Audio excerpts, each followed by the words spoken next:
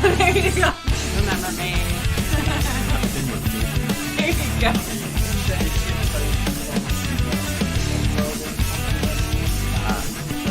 I will. I was tempted to keep it for myself. No, that's not good. I don't want to cross that line ever.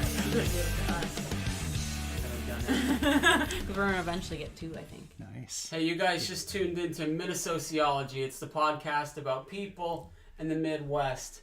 Today we've got a special guest brought in by Courtney. My friend Carlos. Hello. Yeah, we met in choir. Was that 5 years ago?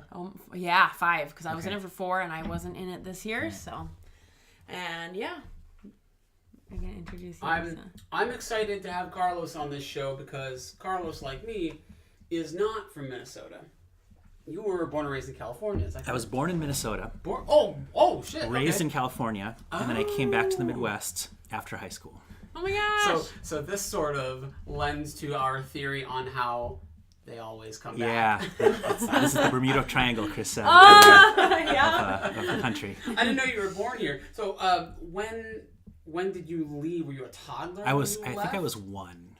So my parents met at the U of M as students, and then they got married, and then my dad was teaching in Northfield when I was born, and then a year later we lived in something like Kansas City, Oklahoma for like a year, and then moved to California in 80, and then I graduated high school in 95, and then I went to school in Wisconsin for a year and a half, and then dropped out of school, music school dropout,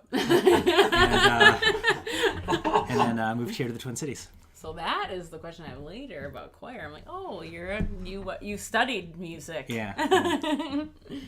Well, yeah. So you came back to Minnesota after going to school in Wisconsin. Was just like, what made you come back? Practical reasons. My dad lived here. I could stay rent free while I was finding a job, and that worked. It worked out. Where are your folks from? So my mom's from the Philippines. My dad is from the Midwest. Okay. He grew up moving around a little bit like you, but moved around the Midwest, Iowa, and Minnesota. He always was pretty close to home. Yeah. Typical Midwesterner. Yeah. So when they got divorced, I was 10 years old. He moved back here, and then my brother and I would fly out here for the summers and spent time in Minnesota. So the weird thing about me living in Minnesota and being Minnesotan, because most of my life I've been here now, is that at one point in my childhood, I swore I would never come back to Minnesota. Because I'd come out here for the summers to live with Dad, but then I'd miss all my friends from California, and eventually I was like, fuck this, fuck you, Dad. Oh no. I'm going to spend time with my friends. I'm never coming back to this shitty place. Yeah. Yep. And how much time went by between you talking all that? Oh, I don't know. good That was mid to late high school, and after sophomore year of college, I moved to the Minnesota, so not too long. It's like a magnet that pulls you back. Yeah. You've got not even just like an ethnic difference in your experiences. You've got this cultural level of different experiences that people who from the Midwest typically don't get to see.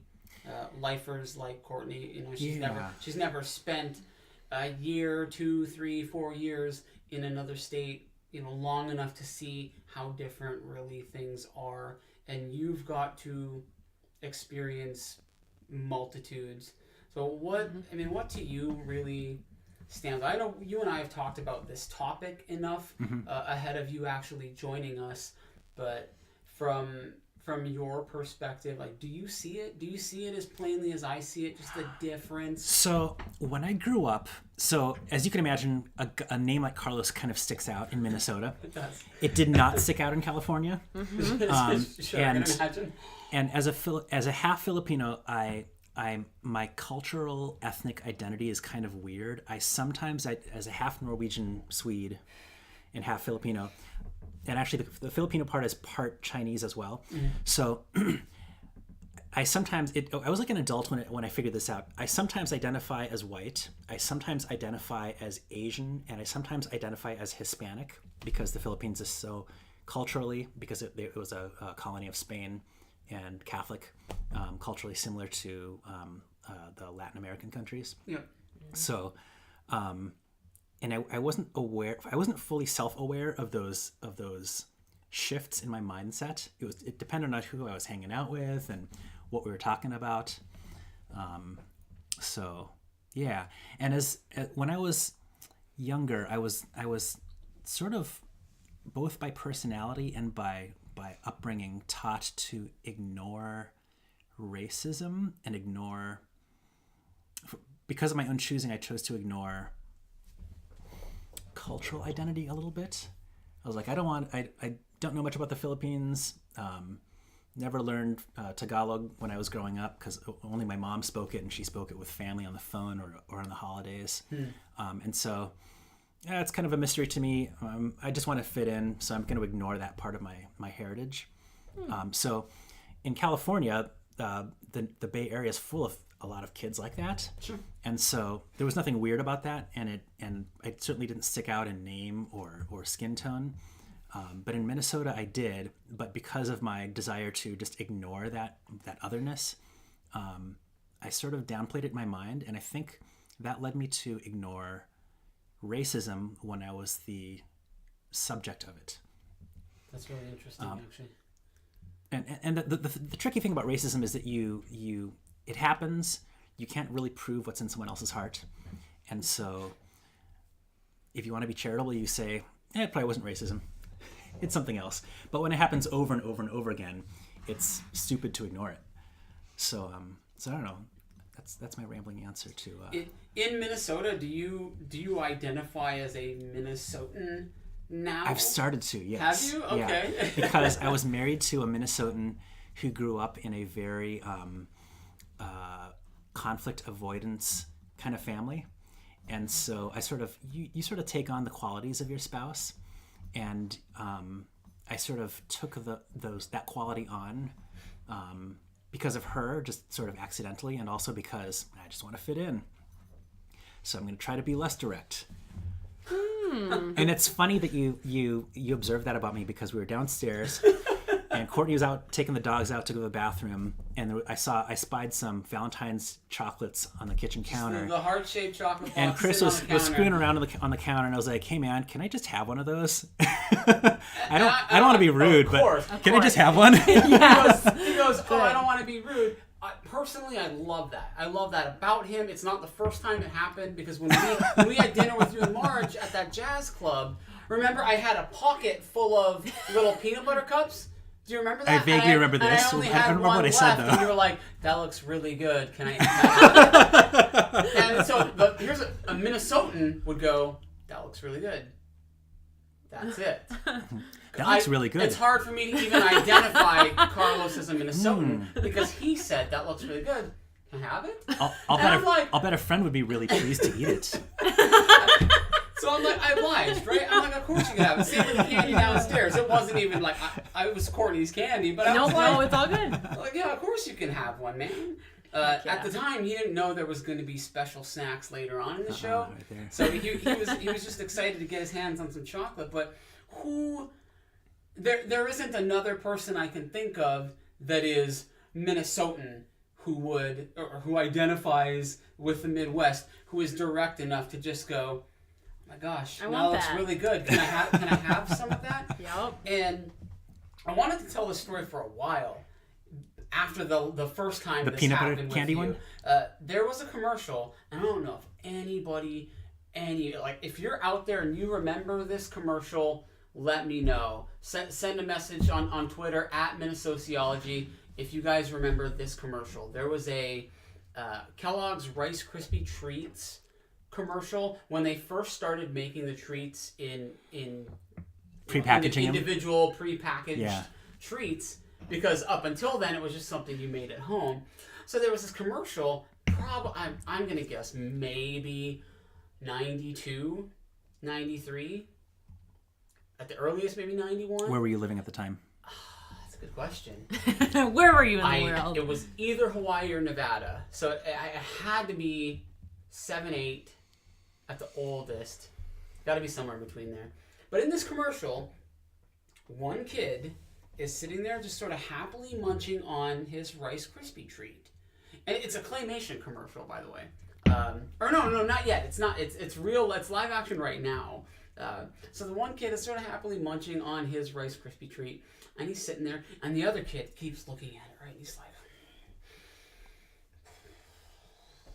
and his features on his face start getting crazy. Now there's claymation, and then all of a sudden he's like, I want one! And then the kid just pulls a second one out of his backpack, like, here you go.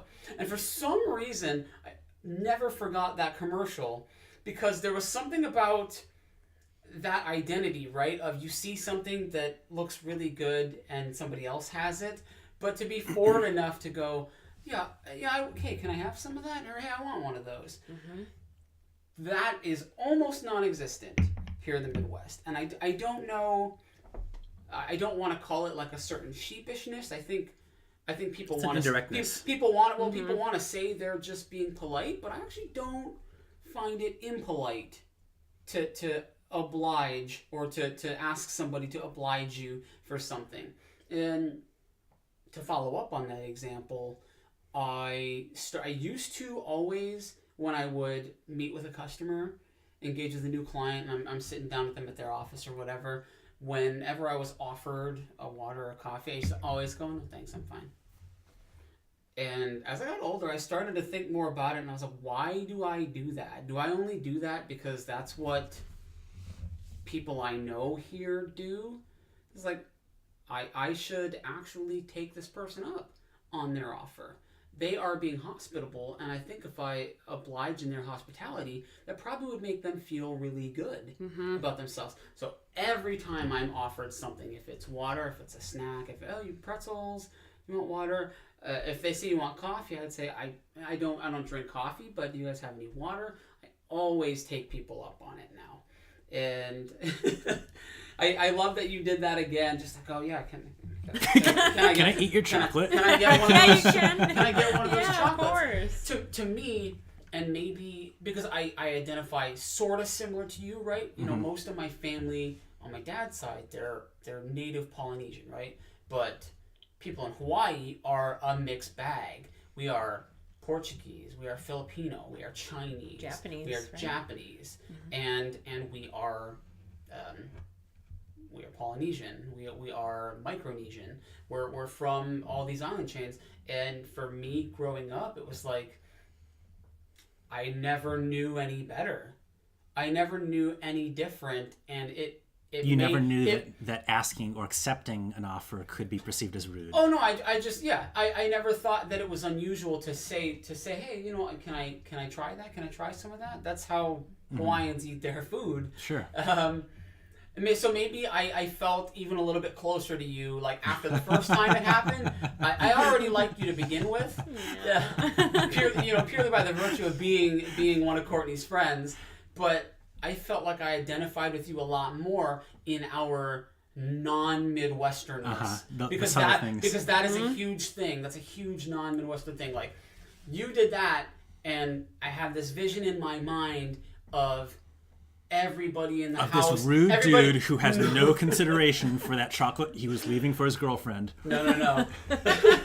I have this vision in my mind of a household where everybody's flip-flops are set out in the front of the entryway, right? Like Hawaiian, Filipino style. I pictured a house where everybody... That's not too different from the house I grew up in. I didn't imagine so. And everybody in that environment, in that culture, are just so used to that sort of thing. And I love that you're kind of like unabashed, right? You grew up in a take your shoes off when you got home kind of family. Flip-flops all at the door. We get to grandma's house, everybody's flip-flops sitting right there at the front. Hell yeah. we had flip-flops for the garage. So California, you put your washer and dryer in the garage because it doesn't freeze, so why not? Yeah. So we had flip-flops for the garage for doing laundry. Oh. So you carry your laundry out to the garage door, you open it up, and you step into the flip-flops.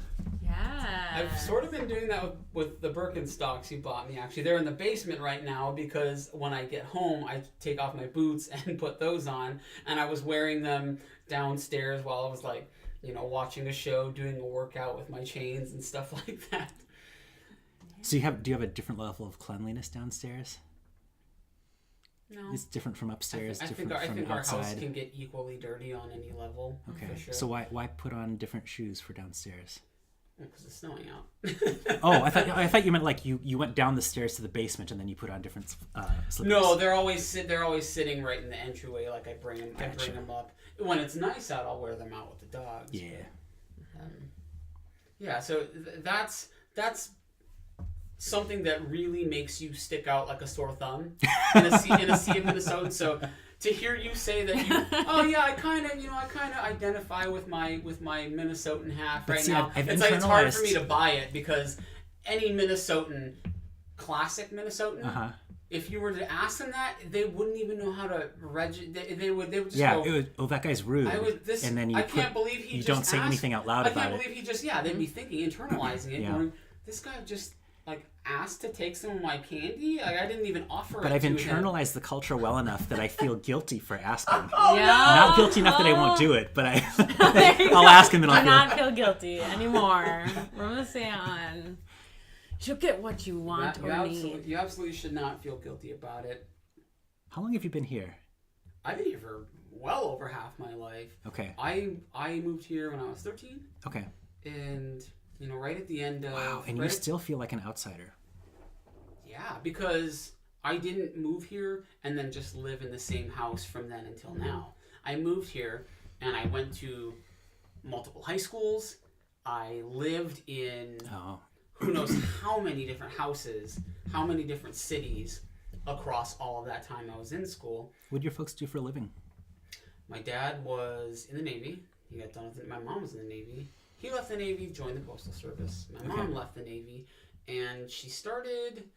At that time, she was managing funeral homes, and she was really good at what she did, and she did that for most of her career. Towards the end of her time doing that work, she was managing a multi-property funeral home chain out in Illinois, and she was just driving all over the place, managing these. She lived in a flat that was on the grounds of one of the properties. So it was above their office space, but it was really nice, next to the college in, I think it was in Kankakee, Illinois.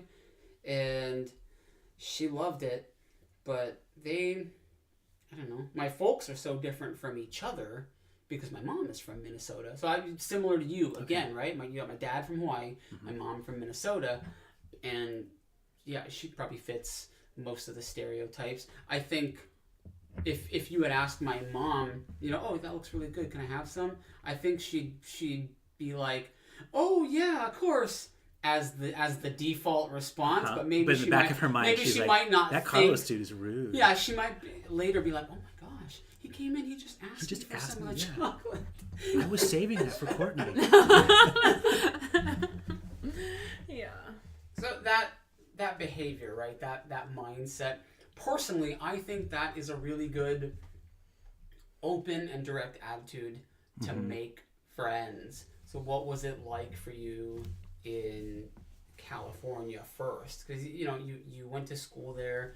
Was making friends easy for you? Was it... I don't know how to answer that. I think I'm average in terms of ability to make friends. Maybe below average. I felt below average when I moved to Minnesota, for sure. And that's not your fault. That's Minnesota's fault. And it took me years to figure that out. Yeah. And it's nice that that you're talking about this on this series and that people have written books about this, because I feel like that was under-recognized when I was so I'm 42. In my early 20s, no and I first... really hard to believe looking at him. Bullshit! I feel like in my early 20s, when I first moved here, people didn't talk about that, or maybe I was just unplugged and I wasn't part of those conversations. I was missing something. But I internalized a lot of that difficulty. So growing up, I guess I had an okay time making friends. I had friends. I made new friends, sometimes lost track of old ones. But when I moved to the Twin Cities, I'd go to a party or I'd be at work and I'd think that I was getting along with someone. And I'd be like, hey, oh, you like this game? I do too. Like, we should get together some weekend and play it. And they'd always say, yeah, we should do that. And then it never happened. And then I found out they got together with their friends last weekend and played this game. And I'd be like, oh, you played this game last weekend? Like, we should do that next time you do that. Yeah, we should. I'll invite you. That's Never recent? That's nowadays? Happen. No, that was like in my early 20s. When Okay. I moved here. So you arrived here early 20s? Yeah. I think that'd be a early weird 20s. So that was that's in a the weird late 90s. time to make a transition like that. I think it was easier. It wasn't as easy as just staying somewhere. It was easier as a kid arriving here, 13. I'm still young enough that I can identify with people based on like really stupid stuff. Like, oh, you like monster trucks? Me too. Cool. But what a good point. I think everyone feels that way. So in 8th grade, in 8th grade, I hadn't lived here all that long. I thought I had some friends, people I got along really well with in school. I'll never forget this. I invited a bunch of people over to have like a water balloon fight. It's like right at the end of this school year, right? And all these people were like, oh yeah, it sounds awesome. I was like, yeah, we'll have squirt guns, we're gonna have water balloons, it'd be fun. I lived really close to the school we went to, so everybody knew my house is just like blocks up the road. And I remember sitting on the porch with my bucket, the big Tupperware bucket full of all the water balloons, just watching the clock, right? Just like that's heartbreaking. Waiting for no, it's fine. Waiting for all these people to show up, and it was like, well, okay, is anybody gonna show up? And like 2 hours, 3 hours go by, and I'm like, oh, okay, I guess nobody who said they were gonna come to this water balloon fight are gonna come to this water balloon fight. And me at 13 years old. What year was this? Well, I was 13. It had to be 98. Okay. Summer 98, probably. That's about when I moved here. And were you aware that of the social climate? Did you take that personally? Oh, I mean, hell yeah, I took it personally. So I didn't understand. I wasn't old enough to understand yet, but I always knew something was different in Minnesota. Mm-hmm. I knew my entire adult life that something was very different. What I didn't know was that other people who weren't from here could identify with it, because there wasn't anybody I could talk to who wasn't from here. Mm-hmm. Oh my gosh. I've so frequently been the new kid everywhere I went. And in Minnesota, when you're the new kid, you're not meeting other new kids. You're the new kid, and you're meeting all the people who have the same friends they've had since kindergarten all the way up. And it was the same groups of people. And as I started to realize that, I became, I don't want to say detached, because that sounds negative, but I should say I detached myself from this idea. You became more aloof? Yeah. Oh, for sure. Without a doubt. And yeah, I had an attitude to really back that up. But at that time in my life, right when we arrived in Duluth, that's when that's when America Online took off. AOL, baby. AOL, baby. What? I only know the acronym. I don't even know why. I don't know why we got the internet. I don't know why my mom was like, yeah, we'll get the internet. Maybe she thought it would be useful for work or whatever. And I remember figuring out on my own how to sign on to the internet and make a username for myself. And I started getting into like chat rooms and stuff. And that was such a huge and crucial part of my social development, was actually talking to people that weren't from here. Mm-hmm. Talking to people all over the country on AOL. This is before AOL Instant Messenger was even an application. Or AIM. Yeah, this is pre-AIM days. I was there, right? So I remember the days without the internet. Mm-hmm. And I remember the days with the internet. And the quality of my social aptitude started to increase even without being put in social situations. And I reached a point where, as an adult, getting into the occupation that I'm in now, I already had the ability to speak in front of large groups of people and talk to strangers all the time without any apprehension, without any fear. And I know it was because I had the internet, right? Mm-hmm. Like, I said, fuck Minnesota. I don't need Minnesotans. I got the internet. you don't strike me as much of a online chatting with online people guy, but am I mistaken? It's really inspiring to hear you say that. It makes me feel good. In 97, 98, I worked for a small internet service provider, and that was during the internet boom days, the .com days, and we talked about that. Like my coworkers and I would talk about how the internet is changing culture and how it's allowing people to reach out to people that they wouldn't have been exposed to before, and how that's good for society. Dude, that's awesome. That's the internet idealism. Make society better, connect people with information and other people. Unfortunately, we hit the peak, Yeah, and now it's like now we're all we have chatting memes. with Russian trolls. Now we have meme culture, we have troll culture. I think that's gonna rebound, right? I There's hope still so. As people become more internet literate. I was listening to. Do you guys ever listen to Preet Bharara's? I don't know if I'm pronouncing his name right. Preet Bharara, maybe. He's a podcaster, former U.S. attorney, fired by Trump, and then he talks about law on his podcast. He had a guest on, and I can't remember who it was recently, and the guest was talking about how the internet, how social media literacy is important, and how it's similar to television literacy 2 generations ago. He said when television came around, there were politicians and citizens who didn't get television and didn't understand that it could be manipulated and that you have to behave a certain way in front of television, and that what you see on TV is not exactly what representative of reality. Sure. And there are people now who are experiencing the same thing with social media. They don't understand that if they act like an asshole or show their worst side or are careless on social media, they could ruin themselves.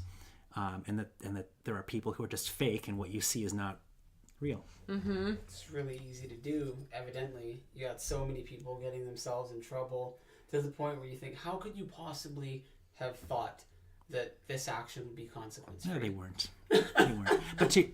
But to our point earlier, I think once people become more media literate with respect to social media and the internet, I think the positive effects of the internet will pick up again. Working in that field now, were you already in league with people who were like-minded?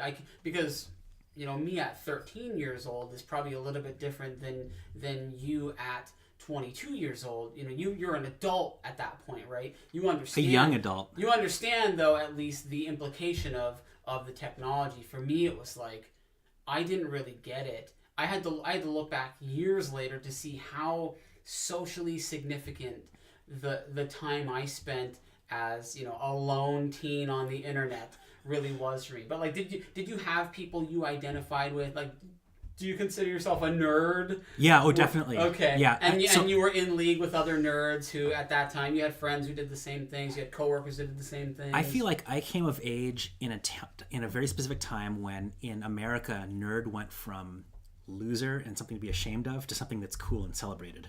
Oh yeah. And that was a really weird shift. Did you ever watch the nerds didn't want to admit that they were nerds. Did you ever watch the 21 Jump Street remake with Channing Tatum and I don't remember it very well, but yeah. So in that movie, it's really funny that you talk about like when the paradigm shift. In this movie, they go back to school, right? Mm-hmm. They're supposed to be pretending to be I remember young the kids. one strap versus 2 strap backpack. One strap. Yes. Yeah. And he freaked out. He was like, "No, everybody's 2 strap," and I got a 2 strap. And Channing Tatum's character is like trying to maintain the one strap, the Adam Sandler era of coolness, right? But they go back to school, and it's now when was it, like the 2010s or I don't know when the hell that. I think it was early 2000s, wasn't it? Yeah, well, I remember just like he pulled up in like a Charger, like 69, whatever. And it was, the gas mileage, it was like, what does that get, like 8 miles per gallon? And then he goes 6. Like it's like awesome. 6 is better. And the guy's driving a Prius or whatever it was, like the kid is. And was it Jonah Hill? Is that who the other one was? I think so. It had to have been.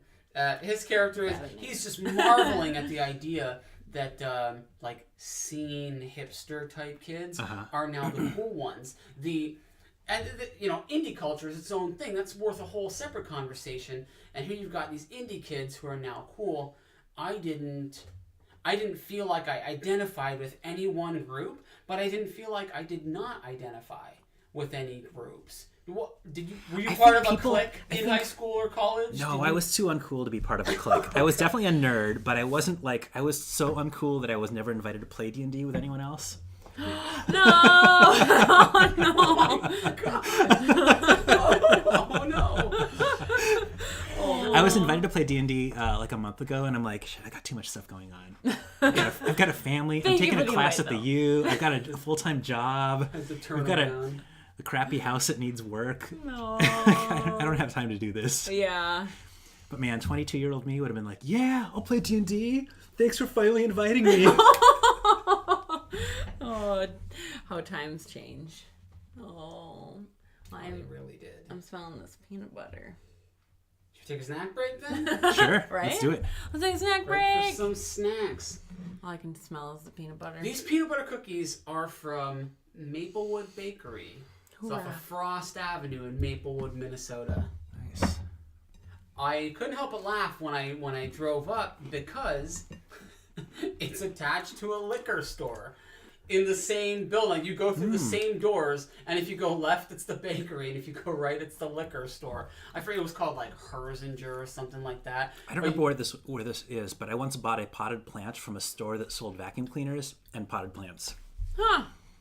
And it was a husband and wife couple. The woman manned the potted plant section, and the man manned the vacuum cleaner section. What the hell? It's just like, hey, we should start a business, but we both like different things. So let's do both of them. Now, these cookies have that square-shaped crystal-like sugar on it. Those are good. What is that? Is that called? It has a name, isn't it? Crystal sugar? Is that just called like granulated sugar is the regular sugar, Yeah. isn't it? Mm-hmm. Sea sugar. I thought it was salt at first. When I bought the cookies, I thought it was salt, and I thought that would have tasted pretty good too. Actually, the large crystal salt is called sea salt, so I figured this is called sea sugar. Ooh. Well, it is now. That's what it's called.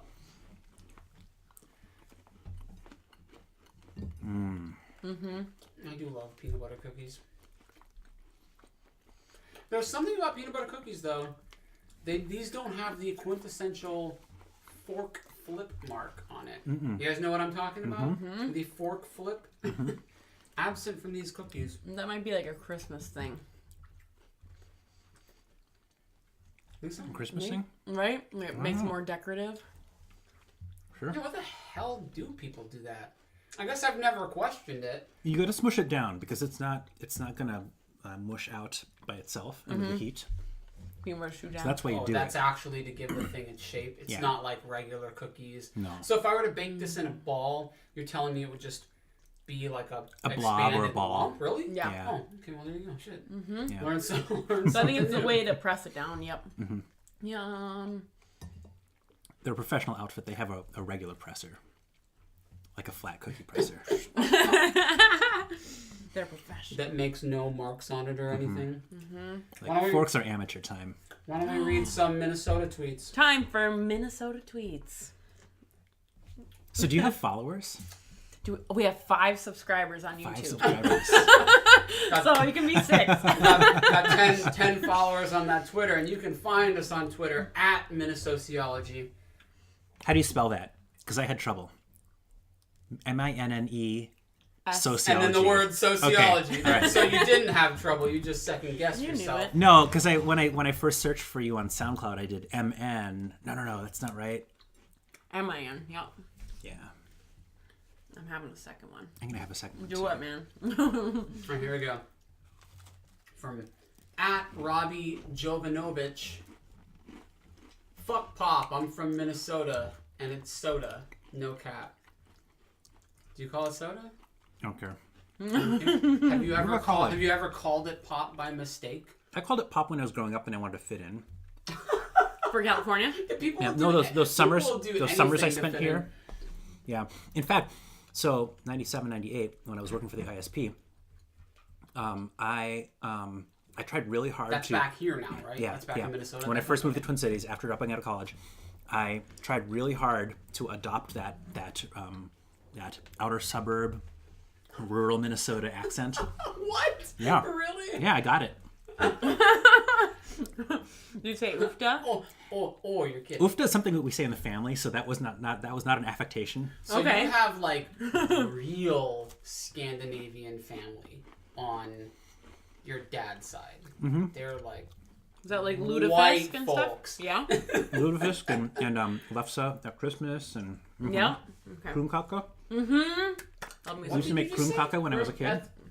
It's a cookie. cone, It's like a right? thin cookie that you roll into a cone. Oh, that's that Grandma shit makes that your them. family goes crazy over? Yeah. I've never It's ate not it. shit. It's I've one of the never, best cookies I've never, ever. I've never It's eaten better it, but than I this. see it at her. I see it at her Christmas. Well, I mean, anything handmade is supposed to be It's the also best fun ever, to make. right? Yeah. Yeah, But it's like you have to roll it out and... no, it's like a put out thin the rolling batter. stuff? Yep. It's like a crepe batter. Oh. But you've got this iron over a skillet. I mean over a burner. And you flip and it, heats right? up. Yeah, it's like a waffle iron almost, yes. except it's more flat. And then you pour the batter in. And you need and to then you flip it to get it to fold over itself. Yeah. Oh, no, you And then just if flip you one side and then the other. Yeah, and yeah, you yeah. roll it. You have like a little Yeah, How do yeah. you roll You it? open it up. Thing? Yeah, it's like a cone. Yeah, it's a wooden cone. It's like a rolling pin. Yep. Yep. Yep. And hold it. Yes. Those are my favorite. Actually, I love cherry humps. That's just like a chocolate cookie with a cherry in the middle that Grandma makes. But I don't think that's traditionally anything. Another thing I had never heard of, Cherry even all my humps. time living here until I met her family. But it might be internal family tradition. Cherry I humps. think that's, I think it's an internal thing. But yeah, kroomkake and then rosettes. Have you had rosettes? Those are like the kroomkake, but they are like shaped, but very thin and I don't crunchy. know those. Those are good. I don't think they're the same. That might be a different culture. It's funny to wonder, as an adult, which of your family traditions are part of your family's cultural heritage, and which are just like weird things your family picked up. Made up. Her family's got so much made up tradition that I used to ask, so being Filipino, I used to ask Joe and Marielle, like, is this a Filipino thing or is this just something my family does? you needed somebody more Filipino than you to validate your Filipino-ness. No, I just curious, like, is this like, do other Filipino families do this or is this just my family? Are we just, yep. I don't really care either way if it was a Filipino tradition or a family tradition. From @Matthew Gardaki. I watched Candlebox storm off a Summerfest stage after half a song in Minnesota as 15,000 fans chanted, "Hey ho, let's go," over and over because the Ramones were playing next. Oh. You remember that song? That's bad. Hey ho, Oh, let's yeah, go. yeah, yeah. That's Everybody Ramones knows song. that song from like a car commercial or some shit. Personally, I like Candlebox a lot. That's rude audience behavior. Yeah. Really mean. So I'm a big Bowie fan, and what I heard was that, I don't know if this is true because I haven't been able to find any information online about this, but I heard from a music friend in my early 20s that Bowie came to the Twin Cities in the late 70s, and Minnesota was a lot more conservative then, and he was doing his gender-bending stuff, his costuming in that era, and he came out on stage with makeup and a dress or something like that, and he was booed off stage. Aww. And so he's like, fuck Minnesota, I'm never coming back. And so he never came to Minnesota after that show. Really? I don't blame him. I don't know if this is true. I really want to find out. Well, I mean, look at the icon he is. Beyond music, beyond fashion, my God. And here you had a bunch of people who just didn't get it. Yeah. Only in Minnesota. Yeah. I suppose if I were an artist, I'd be like, fuck you guys. If you're going to boo me off stage, I'm never coming back to your shitty city. Exactly. @FurpusDulap030 writes, Minnesota is almost as interesting as Iowa or Ohio. Wow. Now, come on. That's like arguing which Necco wafer tastes best. Wow. That's harsh. He's kidding. He didn't really mean that. So can I tell more stories? Can I interject? Yeah, absolutely. Put your fucking Twitter machine down. So my brother moved out to New York City, and he's lived there all of his adult life. And our mom got remarried maybe 10 years ago, and our mom's husband's son, which I guess makes him my stepbrother, lives out in Los Angeles. And they're both kind of snobs, but they both like to give me a hard time, which is cool. I can take it. in conversation once, they were they conversationally and casually referred to the Midwest as flyover country, and then just like moved on really quickly, and they could see that I was like getting agitated, and they could tell, and they had this gleam in their eyes. From New York to LA. Yeah, I can be a little sensitive about that. Yeah, that's the reputation they earned themselves. From @5burger, becoming increasingly worried that when I say Minnesota winters are better than Texas summers, I'm just telling myself the biggest lie ever. Oh. I have experienced a Texas summer, and it was just a drive-through. That was 20 years ago. They're really hot. I'm guessing it's a little worse now than it used to be. Here we go. @BixieBoo. I think I almost have abs. Is it swimsuit season yet? No? Cool. Minnesota sucks. I miss Tucson. Oh, no. Now, this one comes from a Twitter, which is a bot called Minnesota Sayings, from @HughesJE1. Hi there, just went the cabin and ate walleye and went canoeing, don't you know? This Twitter like procedurally generates these every like 20 minutes. Nice. From @JJFPlanet. I could tell that I'm back at my mom's house in Minnesota because the frosting on this cake is not whipped cream, it's Cool Whip. Now, I hate that stuff. I specifically wanted to address this tweet because when I read it, I recoiled and I went, who puts Cool Whip on cake?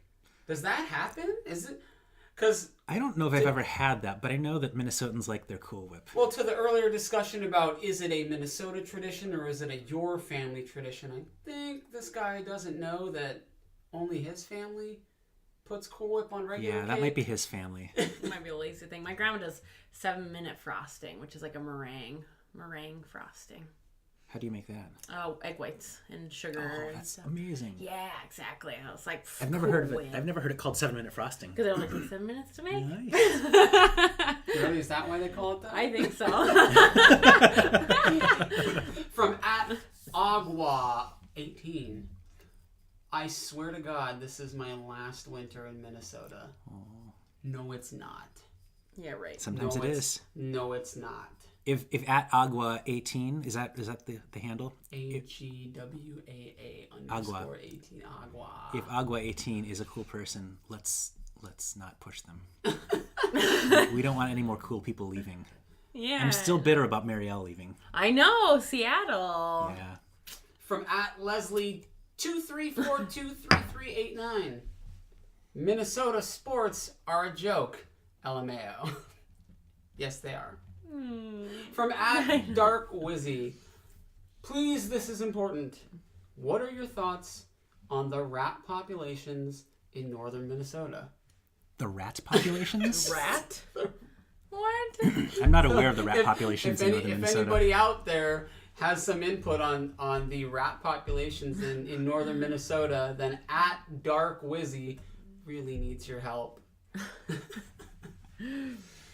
Minnesota tweets. So I'm married to a Minnesotan again. Yeah. Yeah. But She she's grew awesome. up. She's awesome. She's awesome. Yeah. Yeah. She grew up in the Iron Range, which is a different part of Minnesota. It's Ask Marge about the rat population then. I would, but I don't really care. Shoot her a text real quick and be like, hey, what's with the rat population? She'd be like, what the fuck are you talking about? Call her quick. No, my phone's downstairs. Damn it. I didn't want to be interrupted. There you go. Appreciate you. So these guys ambushed me. I thought that they've described this as a podcast.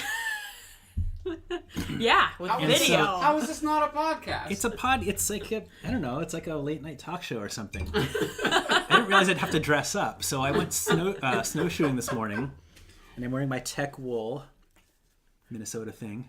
I look so nice. You're sitting here acting like you don't identify with the people who are going to be watching this. As they're sitting at home wearing that the same story thing. of my life is being an outsider and yet not. I love that. don't you guys talk about acapella? Acapella. Awesome. About groups of musical nerds like yourselves. Exactly. Well, Courtney, you grew up singing, right? I did grow up singing. Yep. I grew up singing in the bathroom and at church. Oh. I never sang like in a choir or solo. Really? Until. Yeah. Really? Yeah. Oh my gosh. You went like all in. 30 head first. Several years without singing in front of people to just doing it? Yeah. Holy smokes. Yeah. Good for you. Yeah, because Chris is always like, well, Carlos just puts himself out there. Like, he's out, I played violin, viola. I played in a marching band when I was in middle school. So I'm used to being on stage used to being in an ensemble. By a bunch of people. Yeah. Not solo, but in an ensemble. But, so yeah, I got connected with the group when I went to a buddy of mine, my buddy Jim, who's a Minnesotan. Who lives like near here, right? Yeah. So one of the weird things about being a Minnesota transplant, I don't know if you've talked about this on the show yet, is that you wind up being friends with other Minnesota transplants primarily.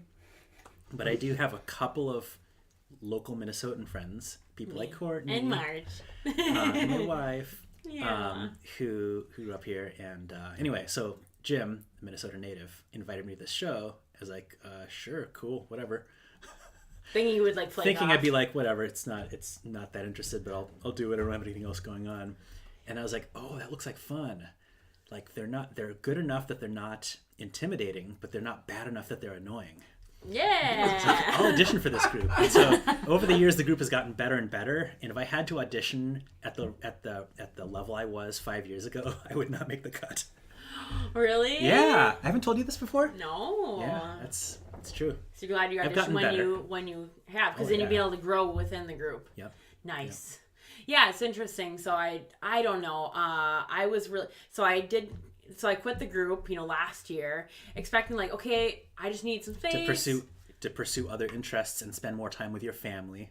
Right? Right. That's everyone's excuse. I just was like... No, nobody leaves for a solo career, really? We knew it was about a pay dispute. Yeah, so I left the group, and then ever since I left, like, there's only certain people that I've stayed in contact with. I'm glad I made the cut. You did. Well, it's not even awesome. that. Like you kept me. You created the cut. Yeah. Okay. I made the cut for you. Because honestly, like I had like a party last year, and like 0 tune-ups people showed up, and and it was like. Was this the one that I was out of town for? Yeah. I flew in at like 9:00 that night. Yeah. She even went so far as to pick a day for the party, like that was compatible with them. Compatible with a multitude of people, and Zero. None of them showed up. 0. I hope this is not too personal, but you've been going through kind of a early life crisis, like who are my real friends? Yes. What are real friends? Exactly. So I think I don't know if it's Chris, it's a typical Minnesotan thing. Like you think, like I was with the group for 4 years, and I quit the group, quit the clique, and everyone's gone. And it was like, I thought we had built this friendship based on like similar interests of music. Yeah. But like, no, I've got you, I've got Chris, I've got Jess, but they're like that I think that's it. Like, I think that's the gist of it. I hate the idea of being associated with the group as a unit rather than having value as an individual. And my personal experience... Well, when you're really busy and you're not paying attention, you don't notice the value of the individual. Sure, that's being too kind to Minnesotans to just be like, oh yeah, Chris is very angry about it. Everybody's busy. Yeah, we're all busy. I hate the snow. Well, it's like going outside, but I'm still gonna for the people that I can see are willing to meet me halfway. This is analogous to my create time for them, and like that's not what she's getting. She had a situation similar to the story you were making earlier, where At the wedding we were all at that one time. Which was awesome to see everyone. A particular girl from the group said to Courtney, well, let's hang out. We should hang out. What do you think happened when Courtney followed up and sent her a message and said, hey, when are you free? Let's get together. Don't waste my time asking me when I'm free and saying we should hang out if you have no intention of it. And if you have intention of it and you can't make, let's say you don't have enough, I'm sensitive to this, right? If you don't have enough emotional space to handle a hangout with somebody, don't pretend that you do have that's that acceptable. space. Right? That's perfectly fine. Yeah. I have no problem waiting until a person has that space, has the faculties for a social engagement with me. Mm-hmm. But when you have those faculties again, it's up to you to say, hey, you know what? I had some stuff going on. I'm set now. I'd love to hang out again. A follow-up of some kind. It didn't happen. Mm-hmm. And for me as an outsider, I get angry on her behalf when I feel like she's not angry enough over the level of... This is why I'm so excited about you guys as a couple, because you really balance each other out. We try to. She keeps me from freaking out too much about it, because when I'm with her and when I'm with her family, I start to understand how that culture gets created, right? Mm-hmm. So I don't fully and wholly blame these people as individuals. I realize it is the product of their upbringing. But at the same time, still, you know, I want Courtney to stand up for herself all the time, and I get mad when it doesn't happen. Well, I don't have much practice with it. It was my first, like, out of college. You know, it's like the high school, college, and then your adult life. It was the first, like, I'm going to put myself out there. I'm going to find, like, a post-collegiate group that we all have a similar interest, aka music, singing, or whatever, and join this group. And it was, like, 4 years, and then the end of it, and it was, like, I had no experience with this Minnesota nice. Like, it's, like, no, like... I make friends and I'm like, hey. So it caught you by surprise too. Oh, totally. And I've been here my whole life, and it, you know, so a lot of friendships are built in high school and college, and those people tend to stick with you, and then you hope to make friends at work and stuff. But then if you have like these, I think it's different when it's this voluntary, hey, I sought this out and this, you know, or whatever, and the problem with our perspective is that we've all lived here our entire adult lives, and we can't really be sure how much of this is Minnesota nice and how much of it is not. I mean, I know it's a thing because you hear enough about it, and it's we have enough experience to know that it's different. But how different is it? Yeah, it just caught me by surprise, and I felt really sad because I'm going through like a lot of like emotions, you know, with that, with like, hey, like where did my friends go? And I thought just because I left the group, you know, like we could stay in touch. I appreciated these people, and it would just like that died, and then a lot of other things are going on. It's like, it's just sad. So I'm reacting to this like I'm reacting to the Minnesota nice rejection the way I react to racism. I can't really know what's in their heart, and I want to assume that they're good people, so I'm going to assume they're best. Generous. Maybe because I'm becoming increasingly more fickle as I age, but I just cannot bring myself to play devil's advocate in a situation like that. I can't. Or angel's advocate in this case. Aging is funny. I'm 42, so I'm a little bit older than you guys, and it's funny to see my perspective on life change without even realizing it. Like when you and I first became friends, we'd talk about dating and relationships, and sometimes you'd be like, dating this guy and he does this and does that. I'm like, that's an easy problem to solve. Like I was complaining about like just little things or whatever. Yeah. And you're like, that's not that big of a deal. And then I'd be like, why is this a big problem for her? And then I'd be like, oh wait, that was a problem for me too when I was younger. Now it doesn't matter. Forgot there was a bit of a rift and there. And then I was like, oh shit, I become wise. You woke. Carlos, you woke. My knowledge. At the ripe old age of 42. I've become wise. Like we dread Wiser. We dread it, Wiser. right? Because then that means all of a sudden we're real grown-ups. Mm-hmm. I don't know. With the real responsibilities and sagging bodies. Now, do you consider yourself to be a pretty busy person, right? Like you guys stay like busy. D&D, you couldn't make it because you're too busy. I know. I try to keep myself busy because, and throughout my life, I've tried to keep myself busy because then I feel less lonely. That's really honest. I have a friend who says that about her depression. She's like, I can't stop moving, otherwise I get depressed. Oh. Moving is in relocating or doing stuff. Things. Okay. Yeah. I thought she was like a serial relocator where she. No. Although she did. She's another one who escaped Minnesota. She's in Seattle. Yeah, she left Minnesota. Escaped, I know. Broke free when people leave the Twin Cities, the Minnesota, I'm half happy for them, I'm half bitter. Why? Because you're here and they're not? Is that because they're gone. Or they're leaving you, yeah. Oh, this is a good decision for you, but it's not a good decision for me. You should stay and keep me company. Yeah.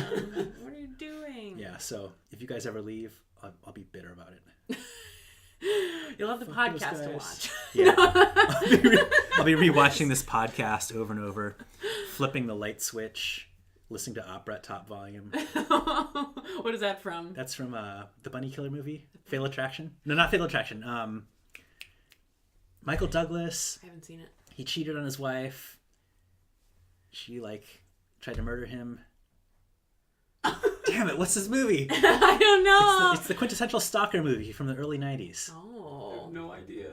Not Fatal Attraction. It'll come back to me. Okay, you'll think of it. Our viewers know. So why do you think? Yeah, did we discuss why do you think? So why do you think me and you have stayed friends and versus other choir members and stuff do you have any thoughts or opinions on that?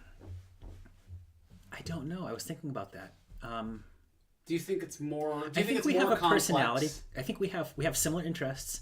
We have a personality compatibility that you don't really discover until you've interacted with someone for a while. Okay. Do you think it's my professionalism? Is it that I have a corporate job and you have a corporate a lot of the people. I don't think that's No, it. It's not it. Okay. I think it's you appreciate the deep subjects and thinking deeply about stuff, but you're also just sort of a not happy-go-lucky, but a positive person. Mm-hmm. You're optimistic about people, I think. Yeah. Interesting. We used to talk for hours on the phone, and not many people do that. But if I find a friend who is willing to talk to me for hours on the phone, I'm like, sure, take advantage let's do that. So most of my closest friends love to talk on the phone. Love to talk on the phone, and that is a weird thing to keep people bound together because it harkens us back, right, to the time pre-internet days when we were becoming the social people. That's how we text messaging and pre-social media days. I mean, don't get me wrong. I love to just text Jared back and forth for an hour straight. When I'm not busy and I know he's busy with stuff and I can still just bug him, fire off messages to him and know he'll get back to me. I love that. I absolutely love that. Mm-hmm. But phone calls are great. Mm-hmm. But it's got to be so much more than that, right? Because that's to say that Courtney doesn't have common interest with all these other people. And oh yeah, so I guess part of it is there's room in my life for additional people. And so my positive spin on the Minnesota Nice and being cold to outsiders is that when there hasn't been much movement, when the people you grew up with and attached to are still around, you have no room. And the human brain doesn't have the capacity to be friends with a million people. We have the capacity to be friends with what did we see was the sweet spot? People. 4 or 5 is 4 to 5, and then core number. People you get really maybe 150. I've heard, but acquaintances. Acquaintances, but core 4 to 5. Mm-hmm. And I guess I had that capacity, and apparently you did too. Yeah, I have capacity always for more friends that are good fit and we enjoy. I don't feel like I could run out because I know if it gets to be too much socially for me in any given situation, I know I have somewhere to retreat to, right? I can come home, I can recharge. So I never feel like there are too many people to know. Plus, I still stay in touch with so many people from my internet days. You're an extrovert and you have energy, and I think that gives you a capacity for more friends. Oh, but I'm a huge introvert too. I need to retreat 2 to 3 hours. That's maybe you're both. Limit. I need to get out. Then, if a party drags on too long, I'm I want to just go home. But you're or energized. On the holidays, dude. You're energized by other people.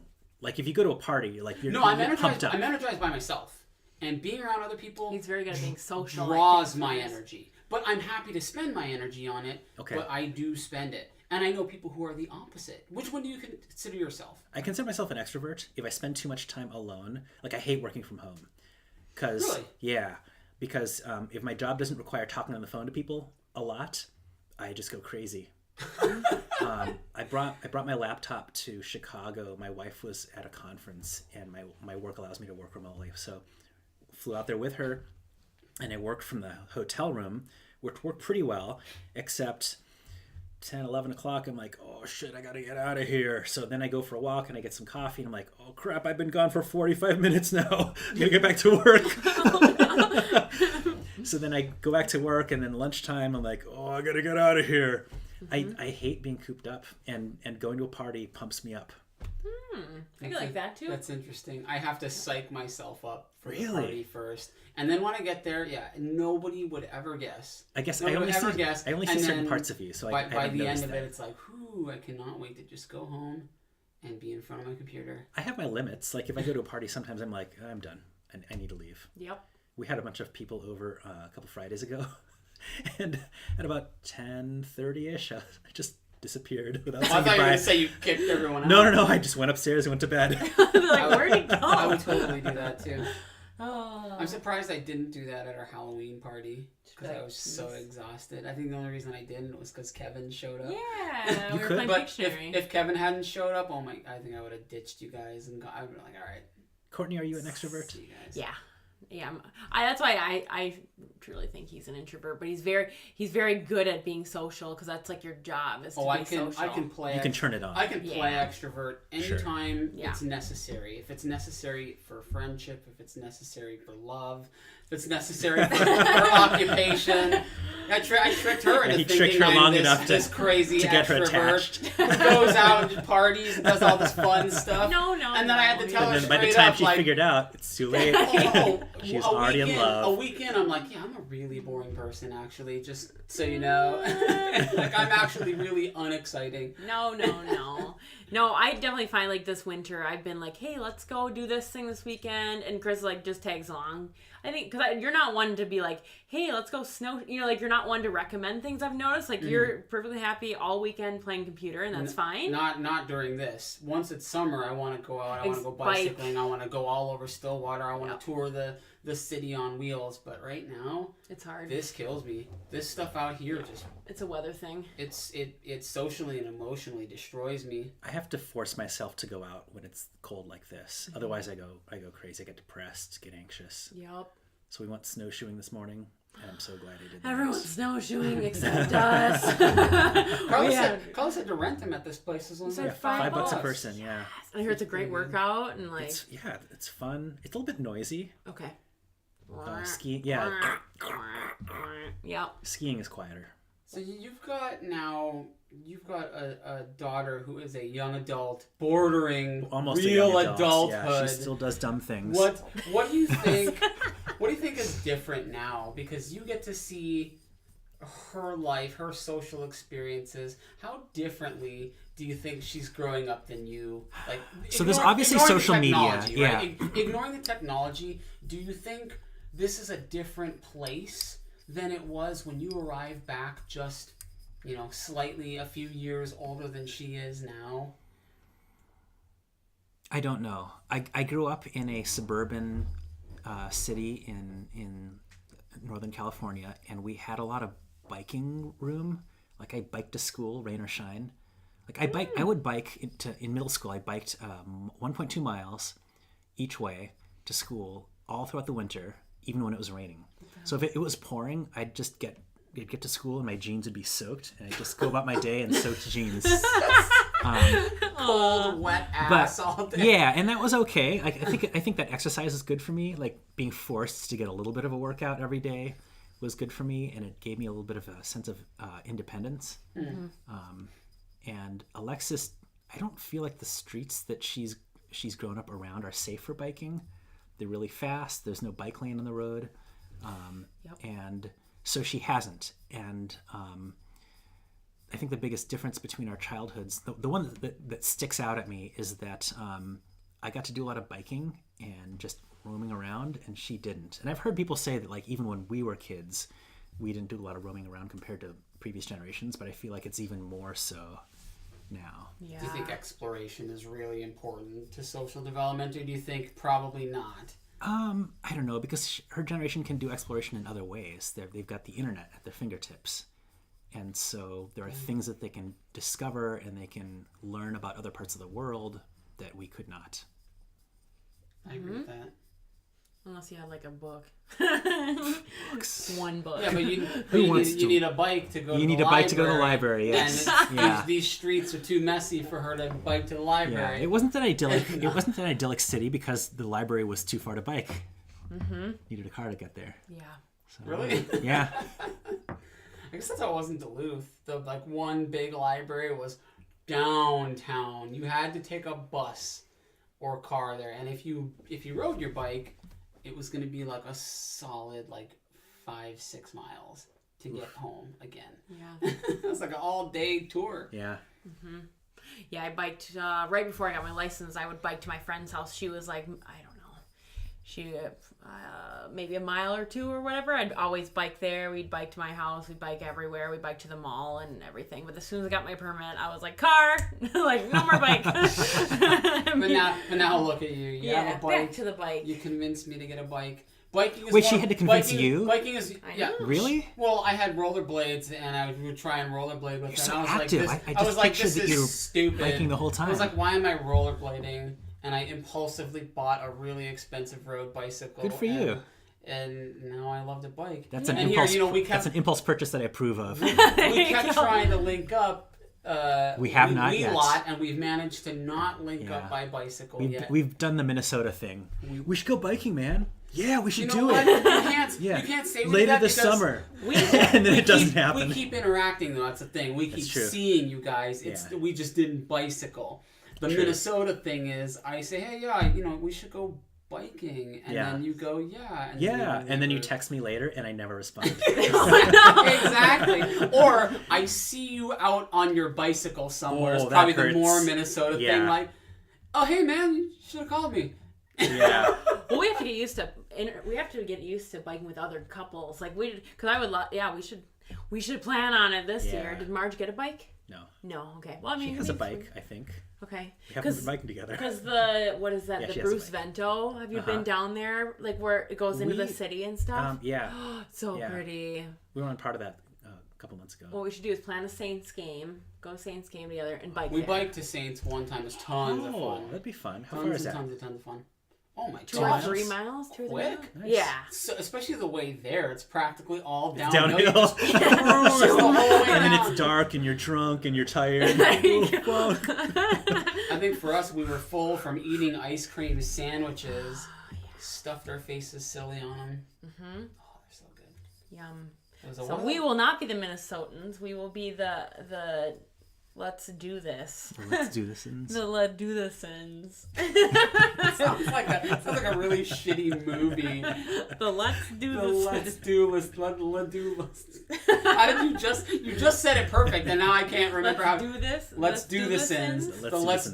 Okay. I need to put a stamp on the let's do this ins right now. If I swear to God, if I see that in the next year come up, y'all stole it. You heard it here first. Hashtag let's do this. The let's do this ins. Dude, the fucking most go-getting family of all, the most social. Yeah. I love that. Yes. Minnesociology, let's do this ins. The let's do this ins. We should make a fake family that is like the Minnesociology family. I like that. We'll call them that. I'll pay you some royalties or something. Can I be the dad? You guys are the kids. Well, you're older. No. Sorry, just kidding. Anyways, I think we should wrap this up. Wrap it up. You got anything else? Got anything else on your mind, man? Anything you want to tell? What other questions do we have on the board? I think we kind of skirted those. Yeah. We went through all of them. We covered them all. Yeah. Nothing else crazy on your mind? I can't think of anything. No, sweet. I mean, we'll have you back here again. We'll have Marge come join us. Yeah, that'd be fun. It would be great to get her perspective. She has an interesting take on the Minnesota nice and the Minnesota coldness. She grew up in the Iron Range in a conservative, almost culty-ish church. Not really a cult, but very, very insular. And so when she left that church, she was shunned by a lot of her friends from the church. And then she also, like me, was previously married. And when she got divorced, she lost a lot of her friends, as happens in the divorce. And so twice in her life, she's had to remake her social circle. Mm-hmm. And so she's one of those native Minnesotans who has a lot of transplant friends. And she's really good at making friends. Yeah. I could tell she is. Just from the times we've all been out together and we've had a chance to talk with her, I just get the feeling that she connects with people in a genuine way. She finds it easy for her. Yeah. And she said it was a skill that she's cultivated. Mm-hmm. So it's cool. Something everyone can. We'll get her out next time for sure. Awesome. All right, this has been Minnesociology, the podcast about people and the Midwest. You guys can find us on Twitter at Minnesociology, or why don't you send us a message? Friends@minnesociology.com. Thanks, you guys. Appreciate it. Peace.